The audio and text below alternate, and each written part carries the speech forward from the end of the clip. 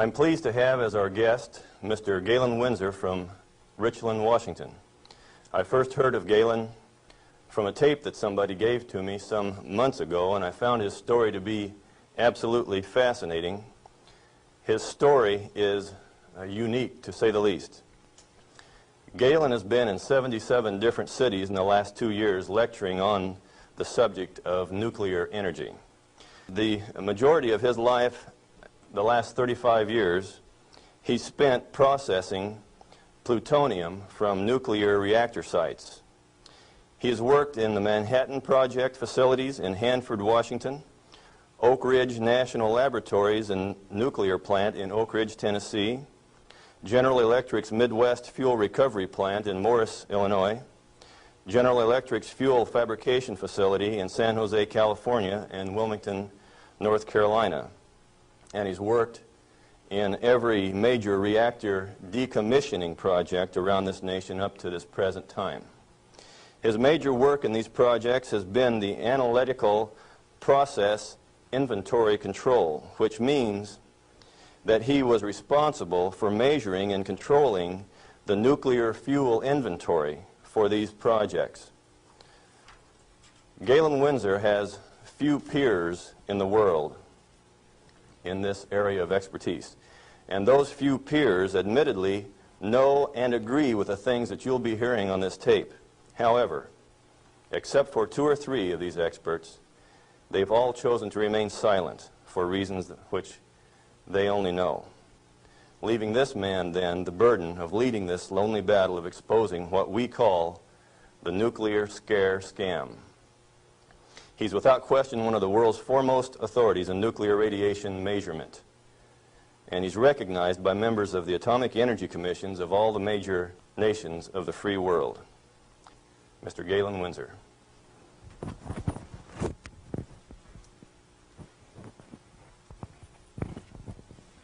God bless you. Thank you, Ben.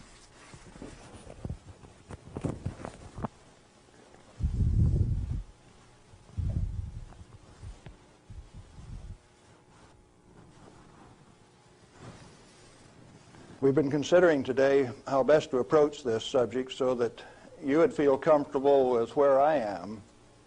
And we thought it might be appropriate to start with how I got involved in this game.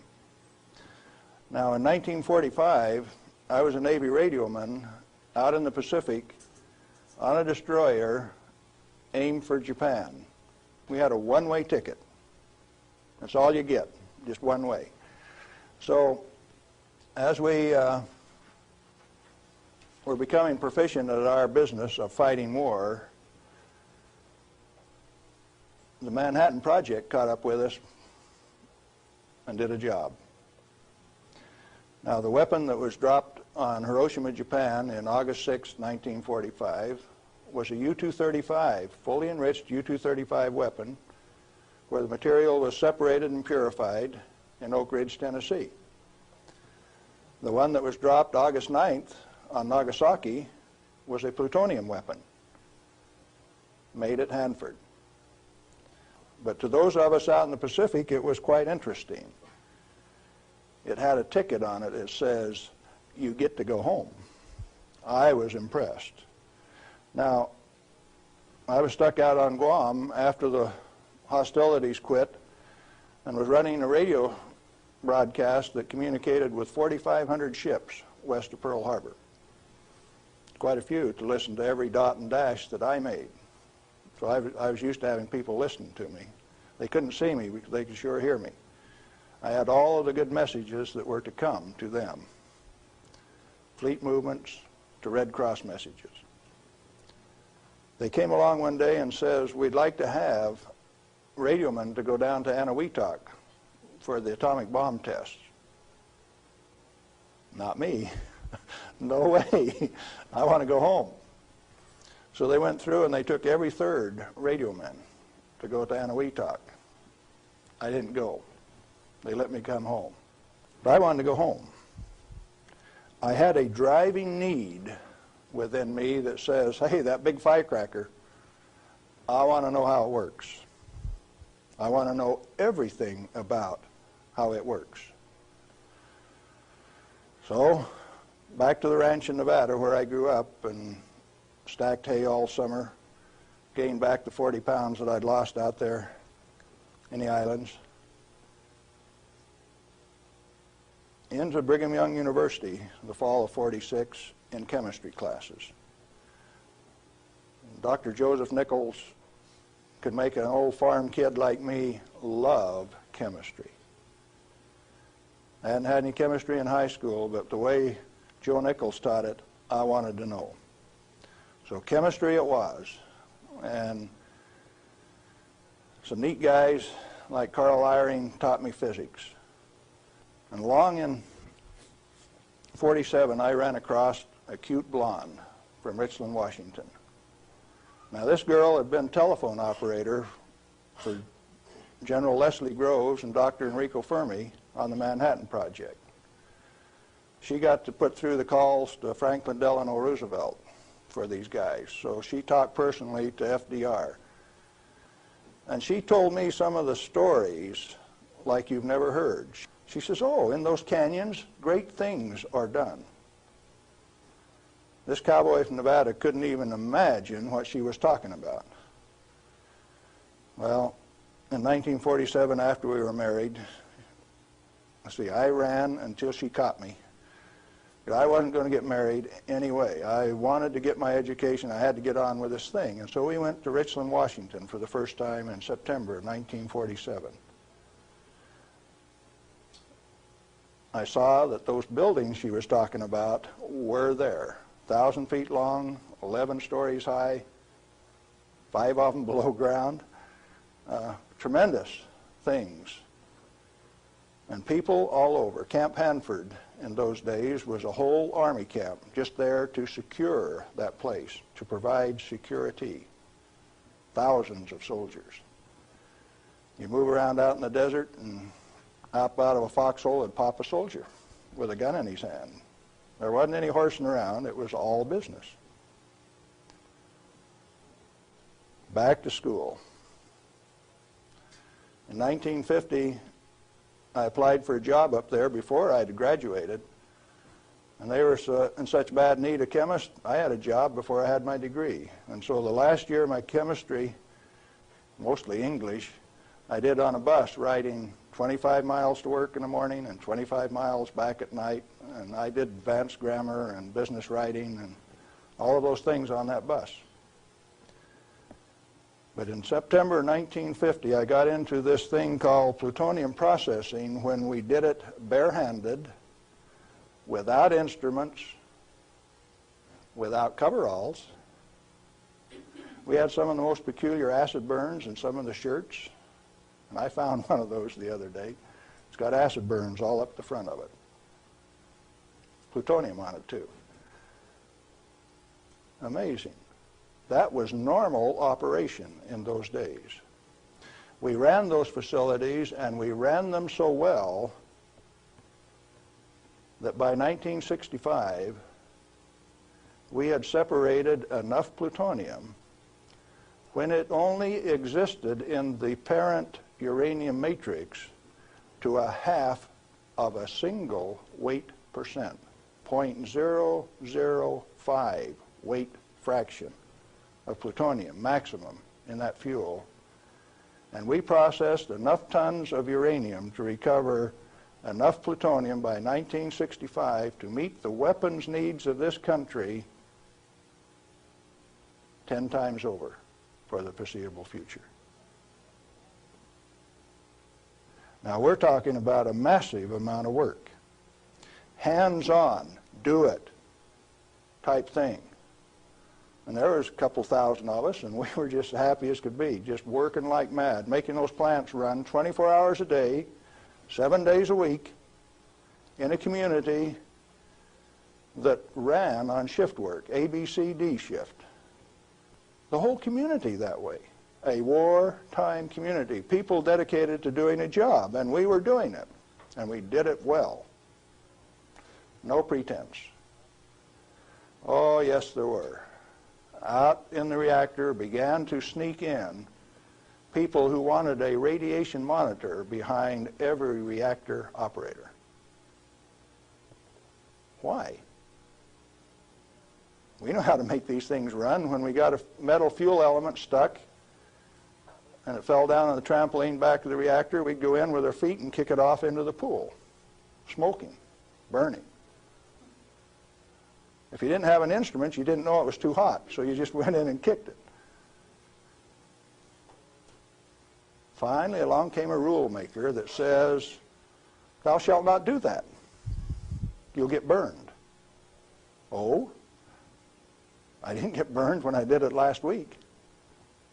But you exceeded the limit. Well, where did this limit come from? Turns out that in 1934, the International Commission on Radiation Protection fabricated a limit for X-rays. It was no longer permissible to be burned by them, erythema, reddening of the skin. You now had to keep a limit called 0.2 of an hour per day. How much is that?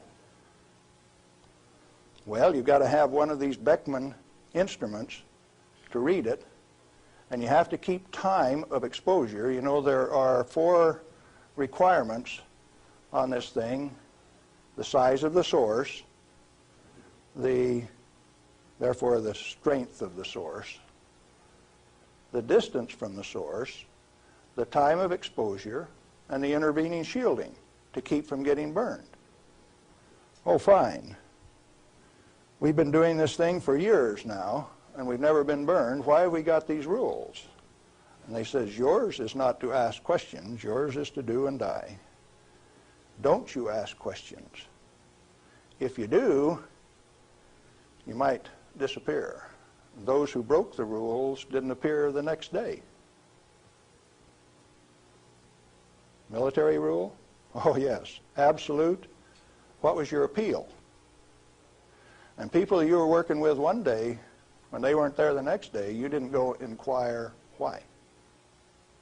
You were just grateful you still had your work to do, and you kept right on doing it. Now, this is in the United States of America.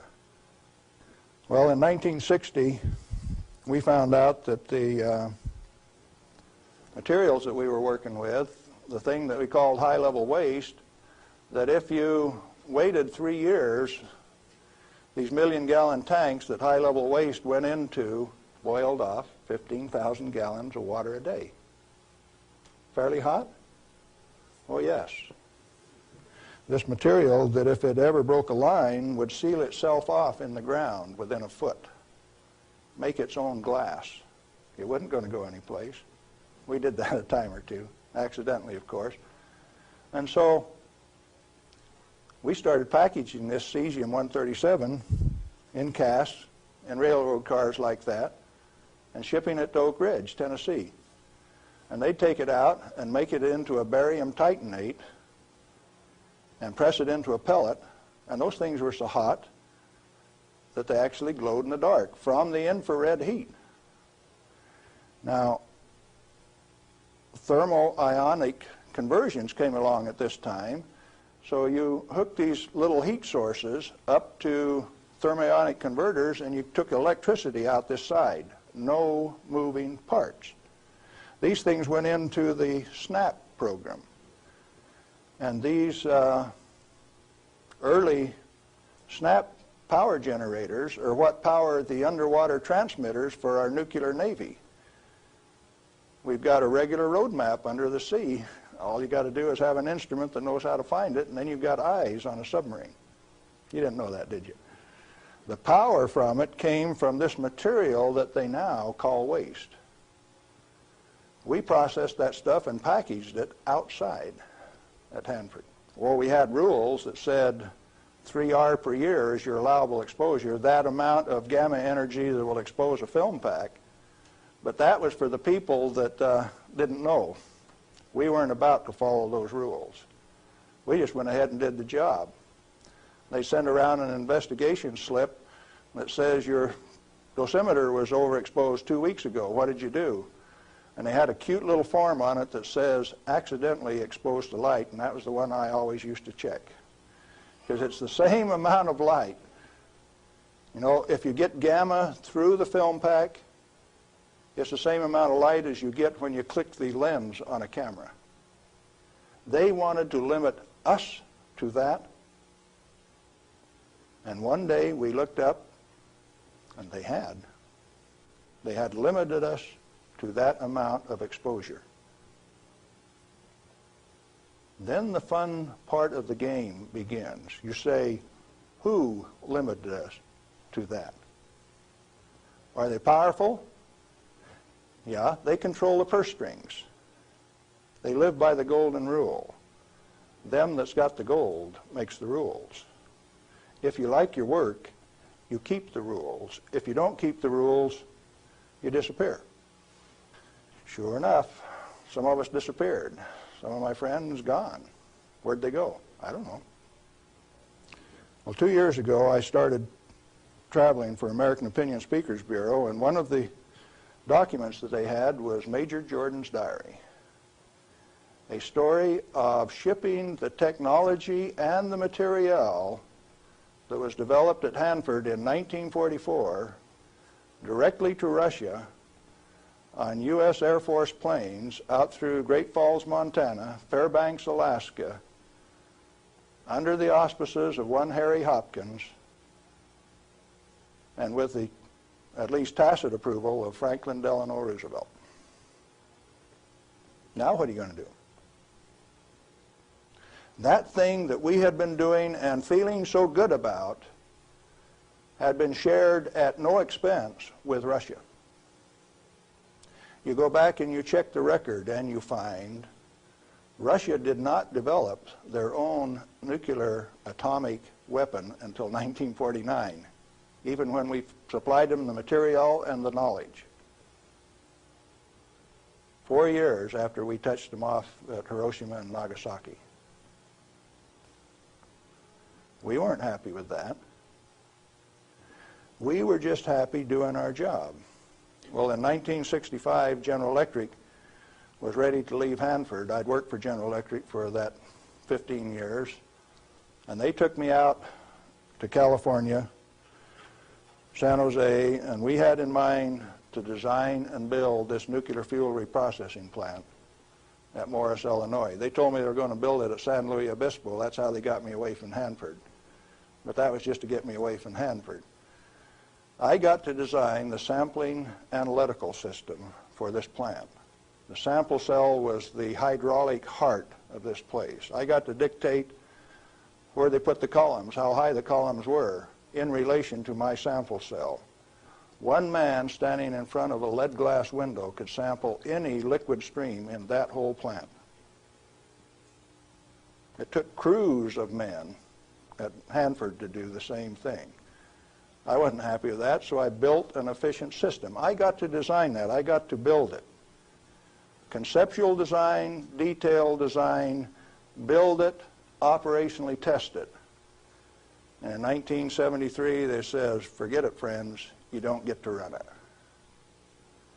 We had 170 tons, metric tons of spent fuel stored in the basin. And the then President of the United States, do you remember who it was? Jerry Ford. Says, friends, no way, you don't get to run it. That's when I started to kick over the traces. Up to that point of time, I thoroughly enjoyed my work. I had no limitations, practical limitations. I had all the money to spend. I was in charge of the design effort. I built it the way that I wanted to because it was technically correct. All I had to do was check with engineers and make sure that it was right. And all of a sudden I was told, you must reduce your limits of exposure by a factor of 10. I says, I won't do it. First thing you know, you got the word that says, oh, yes, you will. I says, no way. Well, that's when the rebel, Galen Windsor, started to show up. And when I found out that by management conference I couldn't get to these guys, I figured out another way. Now, in this plant is a beautiful pool. It's got a place to store spent fuel bundles till it won't stop. 660,000 gallons of water, demineralized, just as clear and pretty as it can be. heated to 100 degrees Fahrenheit when the outside temperatures are minus 20, wind chill factors down to a minus 60, and I found out that I could swim in that rascal. You turn off the lights at night and it had a light blue Cherenkov effect. And this kid from Nevada that never could pass up a warm swimming hole used to go swimming in that pool. There wasn't anybody that had the nerve to swim with me, but since I was manager of safety and analytical services at this plant, it was mine to use. Oh boy. I found out that I could do that. I showed some financial types one time that I could stir that pool with my bare hand and check out through the same radiation monitors they did without triggering it. GE didn't like it. I got a letter from him that says, "Thou shalt not tell financial types that you can swim in the pool, that you can stir it with your hand, because if they find that out, they will steal the inventory. They will know that the inventory can be stolen." Oh, is that a valuable inventory? The same material that's labeled high-level waste by our current government, our current Congress. Now, plutonium is an interesting chemical element. It is created in a nuclear reactor. The Manhattan Project built 8 of these reactors at Hanford. The first one took 12 months from sagebrush to nuclear steam to build, and it had never been done in that size before. How could they do that? Why did they do it? To create this element called plutonium. Plutonium has been assessed as being the most hazardous material on Earth. Now, from the standpoint that you can make an atomic weapon out of it, yes, it is quite hazardous, because a piece of it that big, 2.5 kilograms, that's only 5 pounds, is the force that delivered 20,000 tons of TNT equivalent over Nagasaki. Indeed, it is hazardous. The one over Hiroshima that had fully enriched U-235 in it was 5 times as big. So plutonium is more dangerous than U-235, is it not? By a factor of 5. It takes 5 times as much U-235 as it does plutonium. Therefore, it is the most hazardous thing. Enter the great pretenders. They said that 5 grams of plutonium, properly distributed over the face of the Earth, would kill everybody on Earth. Now, if you can only get one 20-kiloton weapon to go on 2,500 grams, how's 5 grams going to kill everybody on Earth?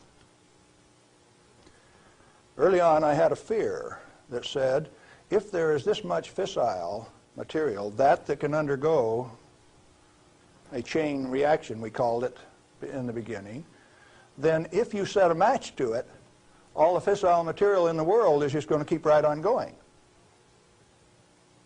Totally unfounded fear. It turns out that when you're in this business of recovering plutonium, like we recovered so much of it at Hanford, we found out that if you have it in a solution where it's less than 5% plutonium, it won't go critical any way that you kick it. And when you get it to 100% plutonium, you better be careful. Because if you put it in more than a 5-inch diameter cylinder, you're playing with fire. You can undergo what is known as an uncontrolled criticality, accidental criticality.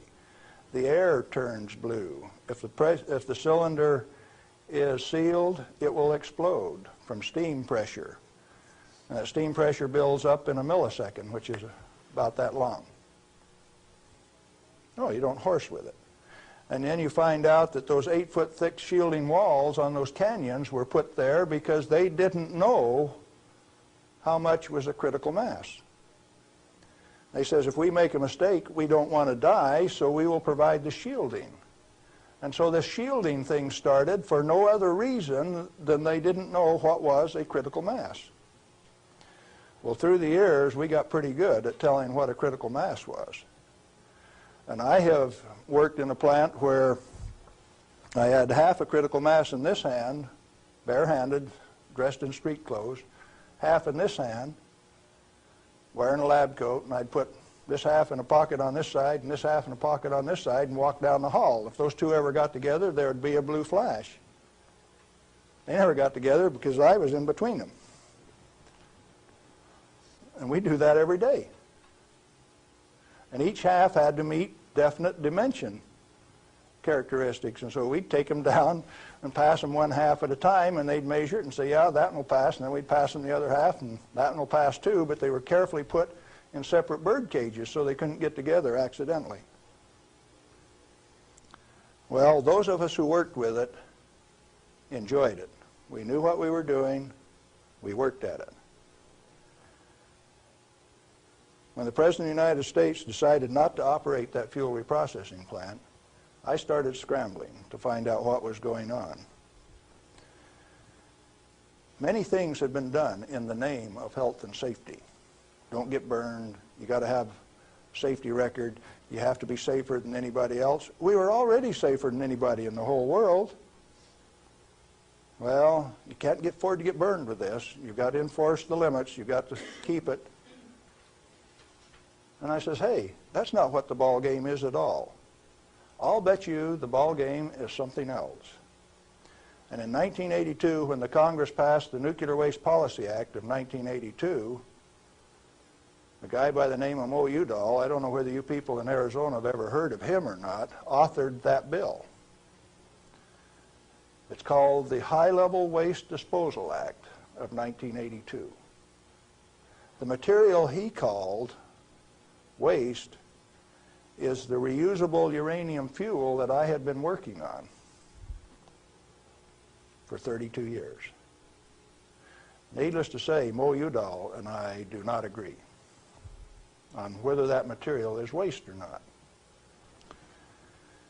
The name of the game then is who owns the plutonium and how much is it worth? The government says bury it 3,000 feet deep in basalt, and we'll hold a contest among the states to see who gets to bury it. Oh? Why do you want to bury it? Did you ask the owners? Who is the owner of the plutonium?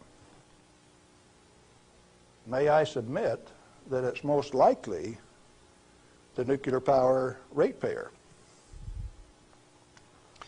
He is paid for the mining, the fabrication of the parent uranium, power generation, and is being charged in advance for its burial. If you're paying for it, to whom does it belong? How much is it worth? In inflated dollars, a ton of reusable uranium fuel contains useful metal isotopes worth upwards of $10 million a ton. Mo Udall says it's high-level waste. The value of reusable uranium fuel scheduled for permanent disposal probably exceeds the national debt.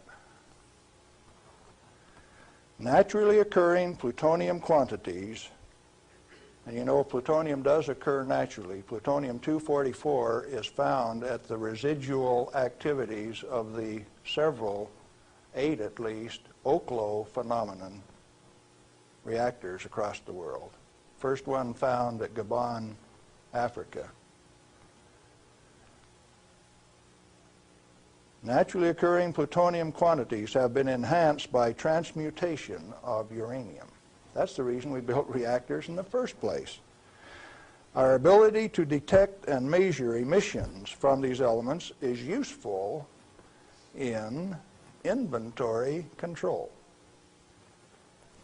When fissile elements, fissile isotopes, are present at less than 5 weight% plutonium-239 equivalent, and the heavy metal oxide matrix is stored dry in air, it has no critical mass. Remember we talked about shielding was because they didn't know what a critical mass was? If it is light water reactor fuel at less than 5% equivalent fissile content, you can handle it, you can do anything you want with it, you can stack it up, you can have a room full, you can have a handful. As long as you keep it dry, it will not sustain a chain reaction. What then is all this falderall about a little bit, 5 grams, will kill everybody in the world? They don't know what they're talking about. And when they say that, they're thumbing their nose at measurement experts like Galen Windsor. I am insulted when they say those things and get away with it, because it has no bearing on the truth. It cannot be mishandled. It will not expose any person to an unshielded nuclear reaction. In other words, no controls are necessary except to prevent the pilferage of the inventory. Have you got that one? Let it register. Do you need governmental rules and regulations and instructions? No way.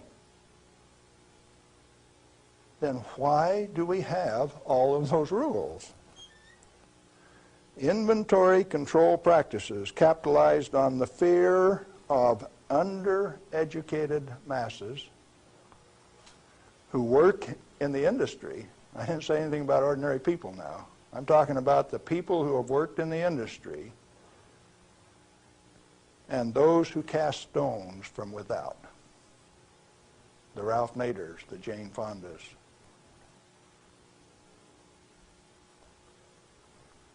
Now, it doesn't take you much thinking to find out that maybe the industry is the source of the problem. The industry is the one that made up the committees that made the rules that the Congress enforced. You ever thought of it that way?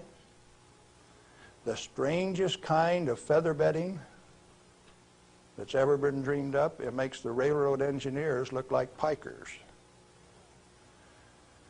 The only amounts of fissile process materials that are of health concern to the handlers are those that can accidentally cause an unshielded nuclear chain reaction, or that will cause erythema from the shortest wavelength, highest frequency, and therefore the most easily shielded ultraviolet light emissions of the electromagnetic spectrum. Big words. Let's see what they mean.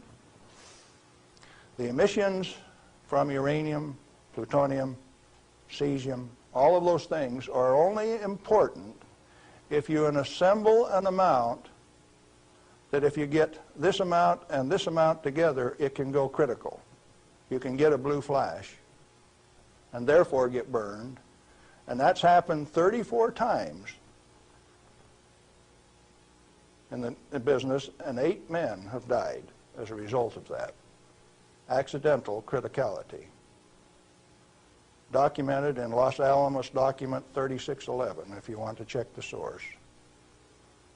Or if you've got enough of it together that it's giving off ultraviolet light of this particular wavelength and frequency without any intervening shielding, enough to burn you, sunburn you, erythema, reddening of the skin. If it's less than that, if the effect is less than that, then what is the problem? Excessive government regulation. That's what's the problem. Tritium. Heavy water. Deuterium is hydrogen 2. Tritium is hydrogen 3. if you let an inventory get away from you, what's going to happen to it out in the biosphere? Nothing other than it will become diluted and join the naturally occurring inventory of tritium, because tritium is created in the upper atmosphere by sunlight. We have a natural inventory of tritium. Then the only thing that happens when you release tritium, which is the trigger mechanism for bombs, it's the source of the push that makes it go, is that you lost a valuable inventory. Then what of these people that are pretending that a little bit of tritium is going to do you in? It is not so. What are those 2 points? Only if it is an economically recoverable concentration, or if it has a natural reconcentration mechanism. You know, there isn't any one of the radioisotopes out there that has a meaningful level of reconcentration in any of the species, not even the oysters in the bays in Maryland, below Calvert Cliffs. Why then are we still playing this game that any amount of this material is of hazard? Reusable uranium fuel, which has been isotopically enhanced in power-producing reactors, is a valuable national resource, not a high-level waste. The utility operators recognize the future worth of this commodity.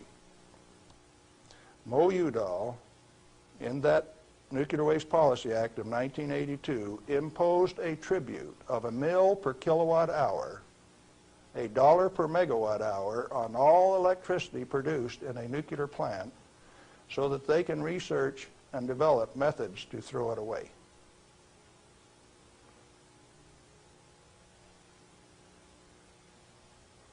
Why do the utilities willingly pay this amount to the Secretary of Energy? To limit their liability exposure. Who pays that amount anyway? The consumer of nuclear-generated power. You have no choice, and therefore I call it a tribute. At the same time, they have provided their own storage basins at these reactors at ratepayers' expense to retain ownership control of the plutonium resource. So you consumer, you ratepayer, you taxpayer, are paying for the storage of this fuel, and WNP2 at Hanford has storage that will take them through the turn of the century, and yet every day they are paying a tribute to the Secretary of Energy, with the concurrence of the United States Congress, and signed by the President of the United States in 1982, 83. Who was that? Ronald Reagan. They have provided those storage basins at ratepayer expense to retain ownership control of the plutonium resource. I started playing a game one day, 7 years ago. I says, okay, Portland General Electric, you've got the Trojan reactor, you've got a storage basin problem, I'm going to make you an offer. I made them an offer that says, I will take all of your spent fuel, FOB your basin, if you will give it to me. In other words, I will take it off your hands at no expense to you. I will ship it, I will store it, I will do everything that needs to be done to that fuel. And you know what they told me? Can I quote them? Go to hell, Galen Windsor. We value it more valuable than platinum or gold. We're going to play the plutonium futures ourselves. Now, where did I learn that the name of the game is who owns the plutonium and how much is it worth? The first plutonium I saw was in a glass tube on the newsreel when I got back from the Pacific in 1946. And that they had in a glass test tube, they said, was worth $500,000. Certainly they had less than 5 grams of plutonium in that tube. That's pretty expensive stuff. And so for the show, they put a pot underneath it in case they dropped it. They said, we don't want to have to pick it up out of the rug.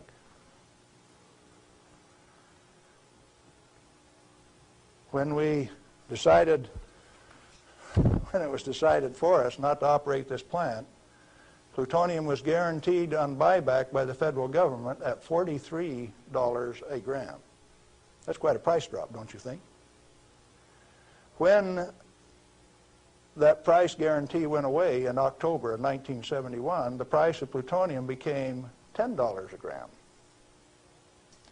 It steadily went down to where its present worth on the market is a minus $2 a gram per year. That's what it costs you to hold on to a plutonium inventory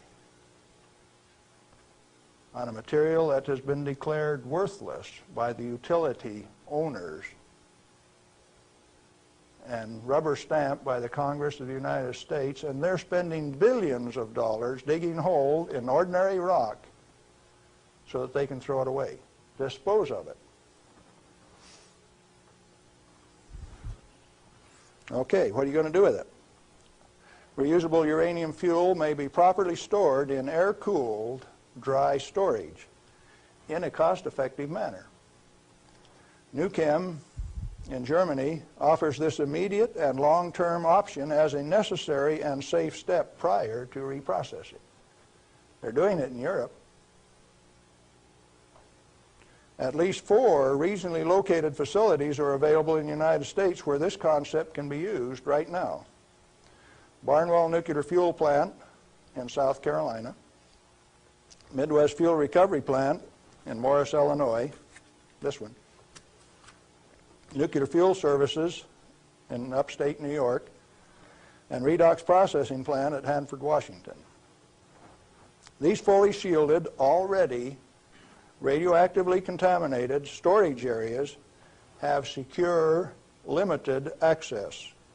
All have been operated under processing conditions of 10 CFR 50, and the MFRP has a 10 CFR 70 storage license, the only licensed storage facility away from a reactor in the United States. It singly, all by itself, is capable of storing all of the reusable uranium fuel that needs to be moved away from power reactors for the remainder of this century. We had that storage designed in 1975. Had the approval of the design. Why then are you spending money over here in New Mexico on the waste isolation project? Why are you spending money at Hanford at the basalt waste isolation project? Why are you spending money at Beatty, Nevada for storage when I can already store it in this building that's already built? I just named you 3 others that can do the job all by themselves too. And I know where there's 14 more buildings that can do it. What are we going to do? Redox and other excess facilities at Hanford are capable of dry storing all commercial REF until plutonium recycle, at least through 5% enrichment, is reestablished, or until the 22nd century, whichever comes first.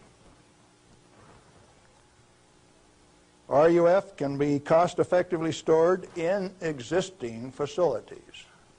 Where does Mo Udall came off then, saying that you cannot use this plant for its intended purpose unless it is owned by the United States government. He has said that. The waste isolation projects are politically mandated wasting of national energy and construction resources. Plutonium proliferation by diversion of stored reusable uranium fuel is of minor importance compared to global availability of fully enriched uranium by laser isotopic separation. Let me explain that last thing that I said. Jimmy Carter said you can't ship plutonium to India, but in the same paragraph said you may ship them fully enriched uranium. Oh, Jimmy Carter, that peanut brain, What did he just say? He says that when the Israelis took out the reactor in Iraq, they had fully enriched uranium from France. And they says those rascals, those Iraqis, are going to take that fully enriched uranium, put it in that reactor, irradiate it to plutonium, and therefore have to recover the plutonium in a plant like this, and we stopped them when the fully enriched uranium makes a better weapon than the plutonium in the first place. Now, when the President of the United States says things like that, and when the press gives it credibility, I get insulted. And right after I get insulted, I get angry. And I've been angry for quite a while now. And finally, one day, I said, my own personal security is not important. I think I'll go tell this tale. All I want is to tell my story. The commodity that I communicate is called truth. And so then I ask you a question, a very brief, pointed question. Who owns the plutonium, and how much is it worth? And then I'm going to attach on to that a question I want you to think about till we talk again. If you haven't been burned by this particular source of radiation, what is your problem? You obviously have one. Otherwise, you would join with me in telling the truth about this particular commodity. And so yes, I'm recruiting helpers. What happened to the guys who taught me the business? Thousands of them. The hands-on business. Where are they? They're still there. Why don't they talk? Who are the they that say this is the way the business is going to be run, whether it makes sense or not?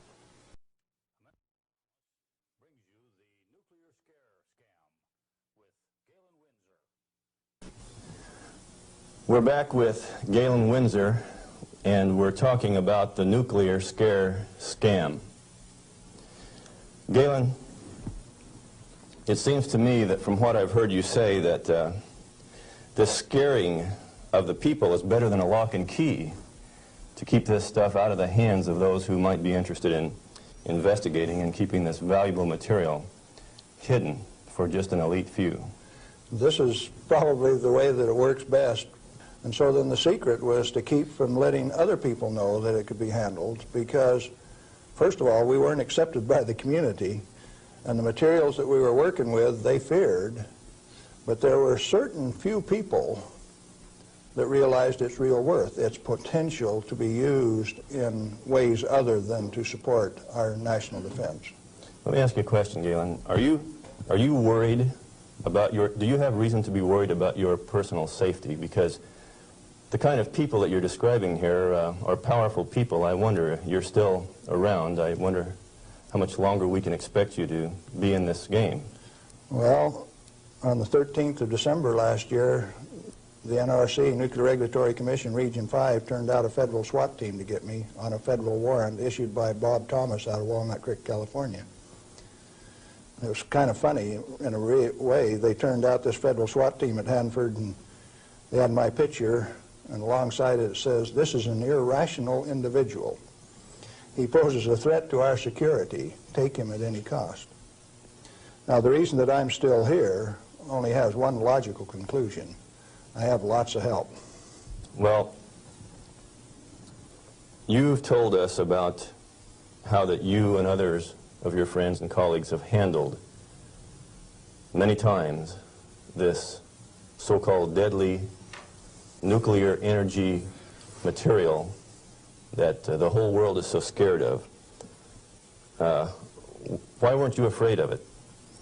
Because we did silly things like recover some of the undissolved fuel elements out of the redox dissolver that burned a hole in it.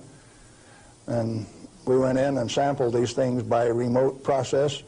We got it out into our hands and found out that we could walk around the lab with them barehanded and they wouldn't hurt us. And we were standing there in the lab tossing them back and forth.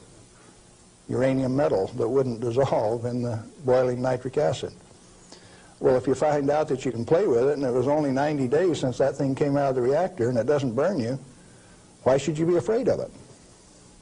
So in other words, you're telling me that you learned to not be afraid of it because of practical use and application and hands-on experience. Hands-on. We might even been playing games. Okay, you say that you swam in this water that was straight from spent fuel used to cool that fuel, and Yes. you swam in it. Yep. You told me earlier that you went a little bit beyond that. Would you share a little bit of that story? Well, swimming in it didn't have the desired effect. So I decided I had to be more direct with these people that were giving me trouble. They're kind of hard to teach, so I went to drinking a glass of it a day. I had the bottle of it. Last time I went swimming, why I filled this 2-liter bottle with water and washed it off on the outside in the shower when I washed me off on the outside so that we didn't tattletale. You know, radioactive material is just a trace or a tattletale. So you got to get it off so they won't know that you've been swimming in the pool and drinking the water. So I took this bottle in and set it on my desk. And who would suspect that the manager of safety and analytical service had a bottle of spent fuel pool water sitting on his desk, and he drank a glass of it every day. And this was unheard of. Nobody ever did that crazy stuff before. How has that affected you, Galen? Well, as near as I can tell, it made me about 6'4" in my cowboy boots, 210 pounds, and really quite a nice fellow. All right. What then happened as a result of your doing this strange experiment on your desk with this water? What was the result? Can corporations have a heart attack? I think General Electric had one, because after they ran me through a whole body gamma scan in December of 1974, by the time I got out, because I had a plutonium lung burden and it took 45 minutes to an hour to count that, everybody on site knew that the manager of safety had been swimming and drinking in the swimming pool, the spent fuel storage pool. Had cesium-137 at a ferociously high level. It even exceeded the NRC's limit. And I'd been drinking it. They knew the fat was in the fire. Now, where do we go from here? Well, first of all, I got a poison pen letter from the people in San Jose. And he says, "Thou shalt not do those things. They'll find out that the inventory can be stolen." Well, that didn't sit very well with this cowboy, because nobody tells me what to do, particularly when what I do is right and hasn't harmed me. Who are they to tell me what I want to do? It just didn't sit very well. I was going to do something about that. What was your motive in this? Correct information. As an expert in the measuring system, why, it was very obvious that I knew the parameters of inventory control, the disintegration rate of each of these isotopes, how to measure them. That's how we regulated our inventory. And to have these rascals come along and start playing games with the information that I was very expert in, that I had designed the analytical system for this plant around, disturbed me a little bit. Now, it made me fighting mad, and I got angry. And I have to admit, in retrospect, that for the next 5, 6 years, I was more than angry. I was hard to live with. Just ask my wife. Well, in your estimation, then, how dangerous is a nuclear reactor plant? A nuclear reactor plant is just a way to boil water that's the cleanest, neatest, most economical way to boil water that you've ever seen. And so, in my estimation, nuclear reactors ought to be insured under the same insurance policy as any other steam boiler plant, power generating plant. And to have special consideration under the Price-Anderson Act means that the insurance industry has already paid off the Congress so that they can have a ripoff, charging ever in higher and higher insurance premiums, total coverage much, much greater for a non-existent risk. What a racket. Can a nuclear plant explode? Only like any other steam plant. Like Laughlin, Nevada had a steam explosion. It's a coal-fired plant, but 6 men were killed there last year. That could happen at a nuclear plant, but as far as an atomic explosion, good heavens, no. No way. What kind of accidents can actually happen at a nuclear reactor generator plant? You could lose your moderator, and the reactor would shut down, the control rods would stick in, and you wouldn't be able to start it up. You might do several things that would invalidate some of the safety controls. For instance, an emergency core cooling system. The only reason they put ECCS on a reactor is to destroy it. When you start these big babies up, because they're so big, you only warm them up 50 degrees an hour. And they say, we got an emergency, throw the emergency core cooling system on like they did at 3 Mile Island 2, and you're going to thermally shock that big machine and ruin it so it can never be used again. Let's talk about 3 Mile Island. What really happened there? We've heard all kinds of stories about meltdown, and they made movies on it that this meltdown could melt right through the earth, clear through to China, and we've seen a lot of scare stories. What really happened at 3 Mile Island? Do you know what really happened there? Yes, I do. I followed that one very closely. In fact, I know the guys personally who wrote the script for China Syndrome and also wrote the script for the 3 Mile Island fiasco. Dale Breidenbaugh, Dick Hubbard, and Greg Miner, who used to work with me at General Electric, are the MBH associates that wrote that China Syndrome script. And not only that, remember that was the time China Syndrome came out, Jane Fonda starring. 14 months ahead of the TMI-2 accident, it was predicted in writing in New York State that that accident would happen 1 year from the date that that 3 Mile Island 2 reactor started up. It started up in March 1978, and it went down March 28, 1979, right on the day, 1 year anniversary. In other words, with 14 months advance notice, the industry still went along with the sham. Nothing happened there except that the owner, the operator, and the regulators conspired to turn it off. What melted? The top of the fuel rods, the third time that the core got uncovered, due to internal pressure, blew the top off some of those rods. They've got Inconel springs in them to keep the pellets, fuel pellets, from vibrating when it's running.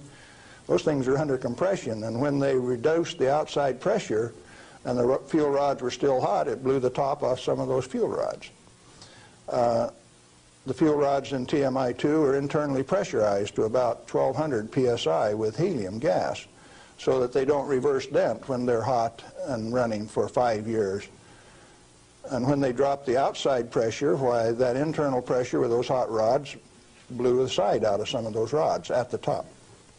But melting, the fuel is already an oxide ceramic. It is a pellet. It's been pressed into a ceramic. When you pick it up and feel it, it feels like metal. It's pressed so very, very tight, hard. And so, no, the fuel didn't melt. The China Syndrome is a scriptwriter's fantasy. Right here, I ought to tell a story, I guess. See, I spent 3 weeks on the island in March of 1981, the 2-year anniversary of this particular, quote, accident. And Tom Hall, who stood alongside Enrico Fermi when they pulled the control rods on 100B in October 1944 at Hanford, and I were delegated to go to the island and find out what happened, and so we did. We went over all of the records and everything else, and there, as we could tell from performance records, 51 thermocouples, for instance, only one of which went over 1,000 degrees Fahrenheit.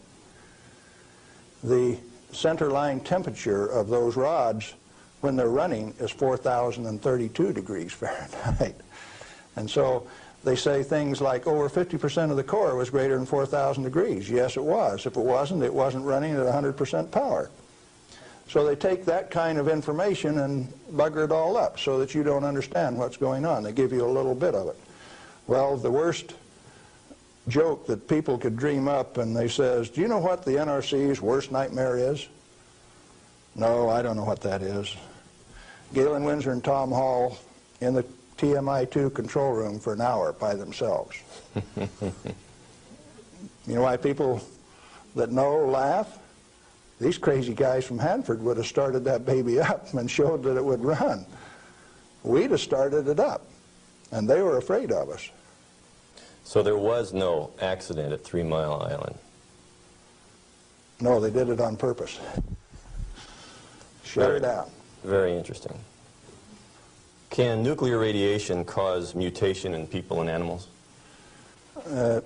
If a cell gets too much radiation, it dies. And so if it is a sperm or an ovocyte, why, they die. They don't reproduce, and there are no mutations. I think the good Lord built that safety factor in. So you're saying that mutation in future generations is an unfounded fear? Yes, and the studies of the people at Hiroshima and Nagasaki have borne that out. Those people do not have that. Now, they showed the immediate effects of too much radiation. The women who were pregnant showed, the embryo showed the effects of very similar to rubella, measles. Some deformity, certainly, from that radiation insult. But that's not the kind of mutation that's going to go on to the next generation. Galen, what and where are these burial sites, and what's in them for this so-called nuclear waste? I've been hearing stories about stainless steel containers buried in concrete under the ocean, boiling for over 2,000 years. That sounds like a real story. Let me start out by saying there are no nuclear waste, only materials created in a reactor to be recovered and used beneficially. Now, high-level waste is radioactive and self-heating. And so fuel, reusable uranium fuel, fits that definition. But if you disregard its intrinsic worth, why then, yeah, it would fit the definition of high-level waste. But let's say there isn't any high-level waste, only material to be recovered and used beneficially. Then what's the low-level waste fiasco? That's an excuse for a federally mandated, non-inspectable disposal system so that organized crime can get rid of any evidence that they want, and it can never be dug up again. They're afraid to look in there. Not afraid. They don't want you to. They've got rules on the transport so that if you have an accident with a low-level radioactive waste shipment, why, you call out all of the state police and you make sure that nobody looks at it, that nobody gets exposed, that there's no spreading of the contaminated material. And it's also that you don't find out whose body's in that drum. The situation got so bad that the smell of human flesh was so great that they made it so that you could ship animal biological waste in refrigerated vans so that it wouldn't stink up before you got it buried. What is then in these low-level or high-level or whatever containers under the ocean? Nothing. But if you see, they were one time dropping barrels of radioactive waste off barges in the ocean. Do you know what was in them? Not high-level self-heating radioactive waste. Probably had a few bodies and a few guns and a few knives and a few evidences in them too. If you drop them in the ocean, they are truly disposed of. So you know there's an international trade in that right now? You can't do it in the United States, so they transship it across the ocean to South Africa, and they can bury it offshore. So what is in those drums? Well, that's what you're telling me then, that I needn't worry about boiling drums under the ocean for 2,000 years. No, no way. Thank you. I'm glad to know that. Well, one more question, Galen. What do you feel like a good portion of these men in Congress know this already? I know they do. I went there 4 years ago and sat down with the Senate legal staff and told them my hour-and-a-half-long sad story, and Sam Bollinger, one of the lawyers, stood up and he says, "Galen, if I understand you right, why, you want us to have President Reagan snap his finger and make this thing come up straight." And I says, "Hey, Sam, terrific. Go ahead and do it." He didn't take that challenge. He says, no, I'll tell you what, Galen, industry likes it the way that it is. I said, Sam, you really know how to hurt a guy. And he says, well, if we change it, what are we going to do for an encore? Yeah, they're fully aware that this thing goes on as far up as the President of the United States. It's the way that industry wants it. The industry is its own problem then. So the question is then, what is the industry? What is the real story here? Is this an industry of nuclear energy? The industry has been ripping it off for years and years. In 1975, we knew that large nuclear reactors were dead, that large is not the way to go. The way to go is small, mass-produced nuclear reactors sitting right in the middle of town, one every 10 blocks, producing power. We haven't built a reactor right yet. It's time that we do it. Why haven't we? Because of a federal energy cartel. These guys control the amount of electricity, the availability, and the price.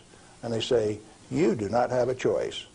I have a choice. I'm going to take one of those decommissioned nuclear subs up in Puget Sound, refuel it, and generate my own electricity. Save the government $5 million because that's what they want to throw them away.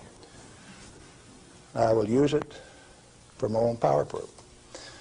Quinn Millian up in Omak, Washington, and I are moving on that, and if one of these days I hook one of them up to Pier 91 in Seattle, don't be surprised. Well, good luck.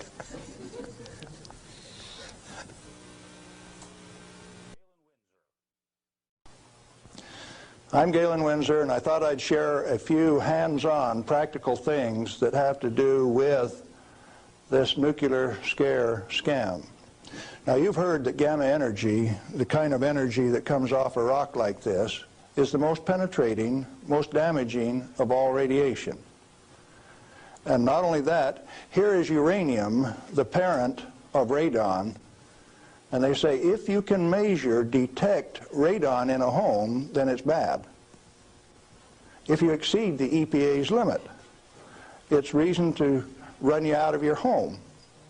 Spend $13,000 like they did with Stanley Watrous' house in Pennsylvania the other day to get rid of the radon, to ventilate it out through.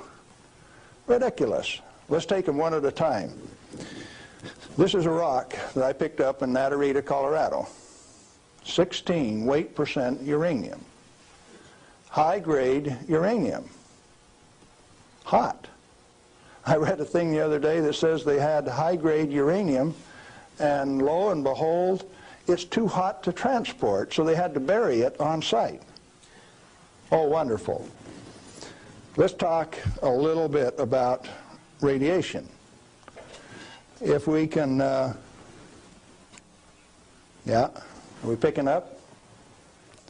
If you put the probe right there, the meter goes off scale, and you can hear it, all right? Hot. Radiation, gamma radiation, is the most penetrating of all radiation. Oh, is it? All it's got between the rock and the probe is my hand. Doesn't count so pretty much, does it? What if I put the rock behind me?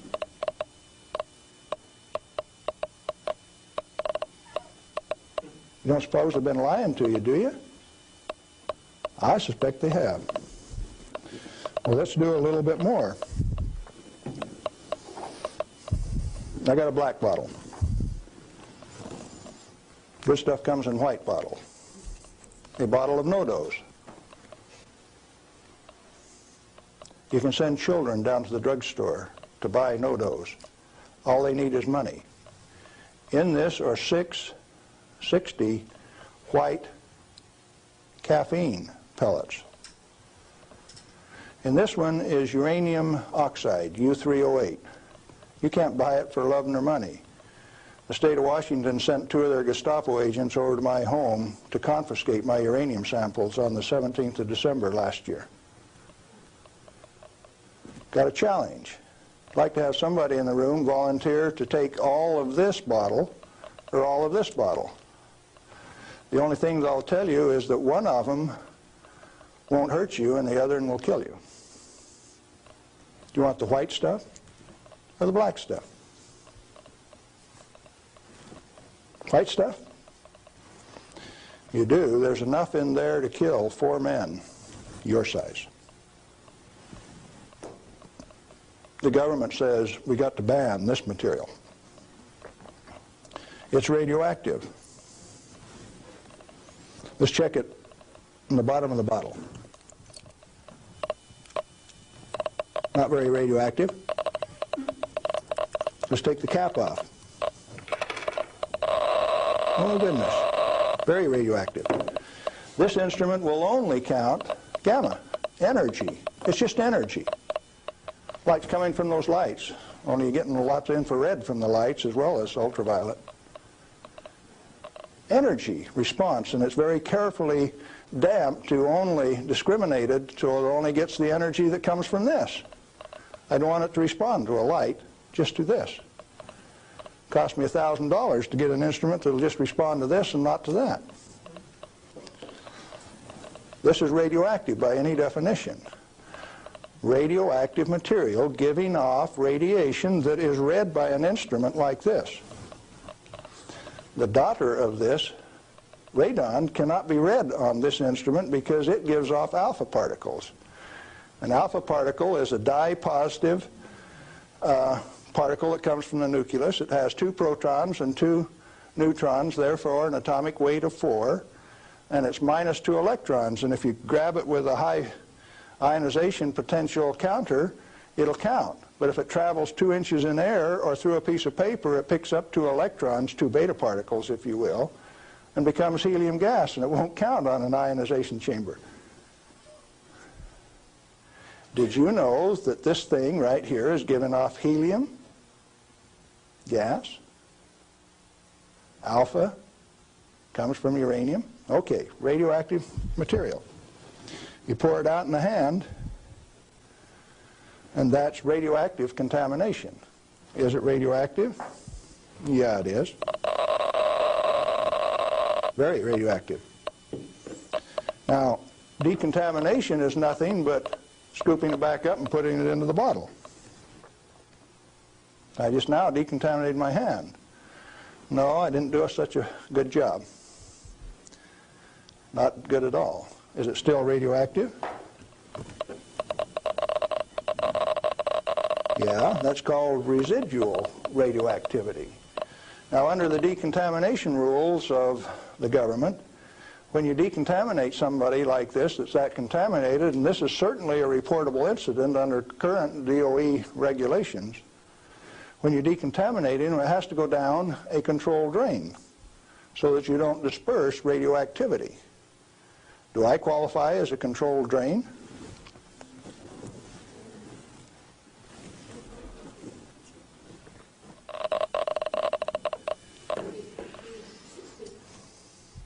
That material that I just ate is not soluble in body fluids. Like it's been this. It was fired originally at 940 degrees C, where it becomes U3O8, known in the industry as HCl insoluble. In other words, it will not dissolve in concentrated hydrochloric acid, hot. Your stomach has 10th normal hydrochloric acid in it, so it won't even dissolve. The stuff is so fine that it has no texture to it. Doesn't even feel rough. So it's tasteless, odorless, has no texture. How's it supposed to hurt me? Because I've been eating this on lecture tour for 2 years, the state of Washington felt it necessary to confiscate my uranium samples so that I would be safe. Dr. Fulton from the Hanford Environmental Health Foundation called up and he says, "Hey, I heard one of your guys OD'd on uranium today, Galen." And we talked for a little while and he says, "Oh, that was you." And I says, "Listen, I can eat all that stuff I want." He says, "It'll ruin your kidneys." "How are your kidneys?" "They're fine." "Well, you should have been chelated within 4 hours. And I mean, you guys are going to follow me around the country and give me chelating agents every 4 hours after I eat it on lecture tour?" He says, "We'll give you any medical assistance that you need, Galen. We don't want anything to happen to you." I said, "Did that include turning out the federal SWAT team 4 days ago to get me?" Where are these guys coming from? Well, Here's a piece of metal, density of 19, 19.0. If you know your chemistry and physics, you know that there are only two metals that have that density, plutonium and uranium. Radioactive, pyrophoric, density of 19. Outside of a laboratory, most of you can't tell me whether this is uranium, plutonium, or a mixture of the two. Now, I said that it's heavy, and it is. Let's see if it's radioactive. Yeah, it is. Pyrophoric, what does that mean? Pyro, fire. Black on the end. The spark that just came off there is pyro, fire, burn. If it's plutonium, I just contaminated this area of Arizona in excess of the EPA's limit for 1 square mile of surface.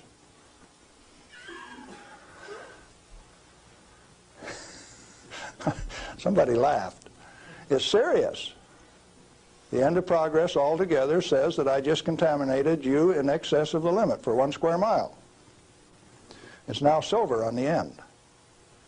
Tomorrow it'll be black because it self-oxidizes, this black color, like this, all by itself. Plutonium does that and uranium does that. Is it hazardous?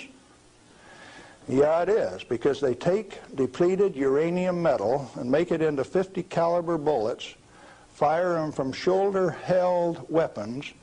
In 1976, they obsoleted tank warfare with these things because it only takes one dog face with one weapon to knock out a 65-ton tank. It'll go through 3 inches of armor plate, and when it comes out the other side, it's that white hot spark that we just made. And the 5 men in that tank are dead, because it'll burn all of the oxygen out of the air and burn their flesh. 1976, they obsoleted tank warfare, and you never even knew that. They make 10,000 of those bullets every day in the United States. We got enough in arsenal to sink all of Russia's tanks, and our boys in the Defense Department don't even talk about it. Yeah, it's hazardous to your health. Reminds me, lead is hazardous to your health too, isn't it? Particularly if it's in a 45 slug like this and it hits you right here going about 2,600 feet per second. It's not the material, it's the impact from the velocity. Let's be very specific in the words that we use. This particular chunk of lead came out of a human body. My son, who's a deputy sheriff, thought maybe I could use it on tour. That's called dying of lead poisoning. Anything less is a figment of the imagination because it's not soluble in body fluid either.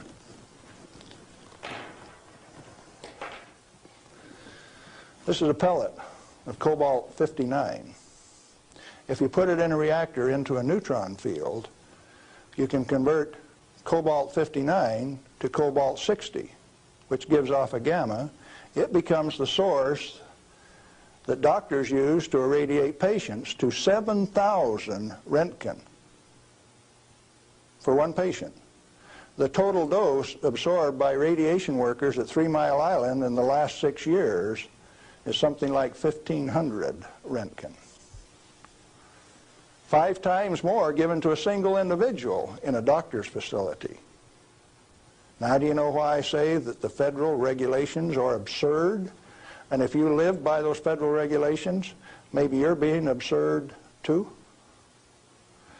Now, a pellet of cobalt-60 this size got shipped by mistake to Mexico, got diluted into 5,000 tons of iron. Some of the reinforcing rod came up to Los Alamos, New Mexico, and they says, hey, that stuff's radioactive. Understand that this single pellet diluted roughly a factor of 1 billion was what they were reading on a detector like this at Los Alamos. And so they pulled back table legs that were in Spokane, Washington, made out of the same batch because it was hot and radioactive and it would burn you. When the pellet itself could be held in your hand like that for a few minutes without it burning you. Now, Christ walked the earth 1 billion minutes ago. if I could stretch this pellet out into a wire and it went clear around the Earth and right back here to Phoenix, a billionth of this amount is 1.7 inches of that wire so stretched out. Stagger your mind? It ought to. Now, let's try a little game. The EPA says that 5 picocuries per liter of air is the limit for 222 radon.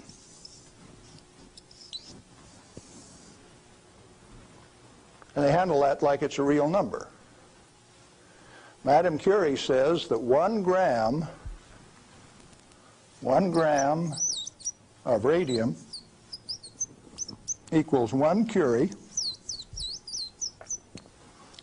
equals 2.22 times 10 to the 12th disintegrations per minute, and that's the basic definition of radioactivity.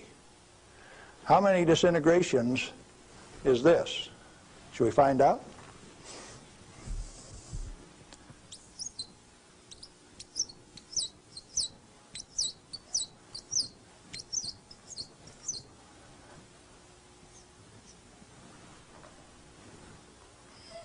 And the EPA, in its wisdom, says that 11 disintegrations per minute from 1 liter of air, you have exceeded the limit.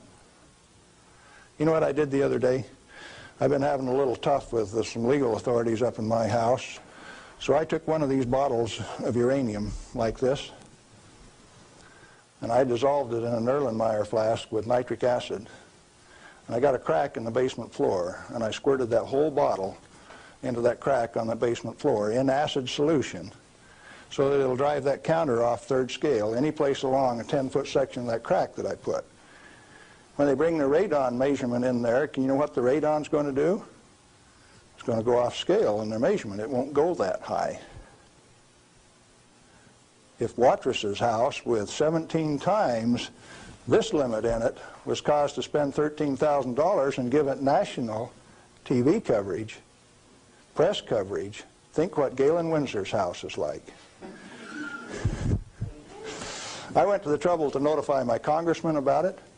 Mike Lawrence, the manager of the Department of Energy in the Pacific Northwest, my state representative, Ray Isaacson, and a few other astute people, including the banker and the lawyers and the appeal court.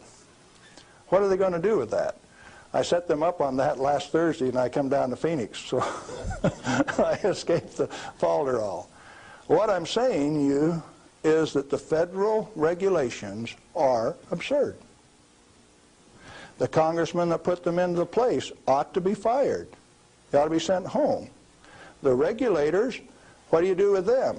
Quit paying them. The taxpayer, the electorate, elects those people to go out and do a job. Why do you continue to pay them when they're teaching you baloney? When they're putting in regulations that don't make any sense? Cut it out. Quit paying them, fire them, send them home. The term I grew up with says can them. Is it easy? Apparently not. You haven't got the job done. The majority of the Congress is irresponsible, amoral, atheistic, irresponsible. Let's see, how many more adjectives can I drum up? But that many. Let me tell you. We as the people sent a bunch of rascals out to the energy store with a signed blank check. And we say, hey fellows, if you run out of money, just go build us a good power plant. If you run out of money, come back and we'll give you another signed blank check and guarantee the payment out of the ratepayer's pocket. Tennessee Valley Authority has the most nuclear reactors of any outfit in the place. Not one of them has produced any power since last August. Browns Ferry 1, 2, and 3 in Mississippi hasn't produced any power since last March. And they don't plan on producing any power at Browns Ferry until mid-year in '86. at $1 million a day in lost power revenue per plant and held off in the name of health and safety? Now tell me we didn't send rascals out to the energy marketplace with a signed blank check. They're still getting paid. Those reactors are all fully fueled, fully staffed, and just sitting there. Who's getting taken? The ratepayer. You're still paying more and more for your electricity all of the time. Now, Bonneville Power Administration says that 57% availability is okay for a nuclear reactor. Maine Yankee is often run at 103% availability, which means it's running over nameplate rating. Enough days out of the year that its average availability is 100%. Bonneville Power Administration of the Department of Energy says that 57% availability is okay. That means that you can let those things set down 43% of the year, and that's judged as an acceptable performance on the part of the government. There's an obvious answer. Get the government out of the energy regulating business. Turn those plants over to people who will run them efficiently 100% of the time. When we put in zero-release containment, we started playing games. About the time that we proved that a nuclear reactor has no measurable impact upon the environment, that's when they bottled them up, put catalytic recombiners on them. Some of the reactors in Texas were designed not to breathe for 8 years at great expense. Why? When you bottle up a reactor like TMI-2 does, then you get radiolytic hydrogen, and indeed they had a radiolytic hydrogen burn at TMI-2. And they moan and they groan about that, and all they had to do was open up the windows and let the breezes blow through. You don't need containment on them. I'm going up to Colorado this weekend to meet with the Uranium Producers Association. And they're upset because the government is dumping uranium on the market and raising the price of the commodity that they get their bread and butter from. But what they're totally unaware of is that the Grand Junction Operation Office is going to issue a contract so that the new operator has a $25 million budget over the next 5 years, 80% of which will be spent for remedial action, where you take this material, dig it up. If you find it counts on a Geiger counter, you can have them come in and change out the whole front yard of your house, give you a new front yard, new foundation under your house at government expense. If you don't do it, they'll take you down to the courthouse, blacklist your property, so that you have to remove the radioactivity at your own expense before it can be sold. Now, do you know what I did when I took that uranium solution and poured it into the crack in my house? I set up the United States government, and that episode is about to be played. Did I do it on purpose? Yeah, I did, just like I used to dive into that swimming pool and drink that cesium-contaminated water. I found out that it doesn't hurt me. You need to find out that it doesn't hurt me, or you. In fact, the only reason for the existence of these big transcontinent distribution lines would be if they could compete with a small mass-produced reactor sitting in your backyard. Why don't they want you to? Because they are the federal energy cartel. They like to set the price, the total availability, and whether you can hook onto it, and if you don't pay your bill, cut you off. That's called power, domain, and control. And they like that. They do not want you to be energy independent. If you had one of these sitting in every 10-block area in Phoenix, you could tell the rest of the world to go get lost. Oh, there's another use for that heat. You could heat your homes in the wintertime, or you could cool them in the summertime with it. Heating, ventilation, air conditioning, they call it, HVAC. In countries where it freezes, you could run that hot water out and chase the frost away in the spring and in the fall. And they found out that plants grow faster in warm water anyway, so you'd irrigate with it all summer. So cooling towers are called wasting towers. They throw over 50% of the heat away. The other morning coming out of Tri-Cities, WNP2 was putting its 700 megawatt electric up through the clouds, 870 they were running at. And the clouds were laying all over the ground, and there was a little ice cream cone right out there, and I said, there's WNP2. It snows 5 inches every night out of WNP2, and the rest of us don't get any. Where'd the water come from? That's cooling the heat from the condenser cooler. You should have a business right out there, an oil cracking plant, something taking that heat and using it, like they built at Midland, Michigan 10 years ago and they've never used. And so Dow Chemical is suing the utility because they never produced the steam for their chemical plant right alongside it. We got troubles in this country. I'm telling you what the problem is. Doing something about it, responsibility is yours.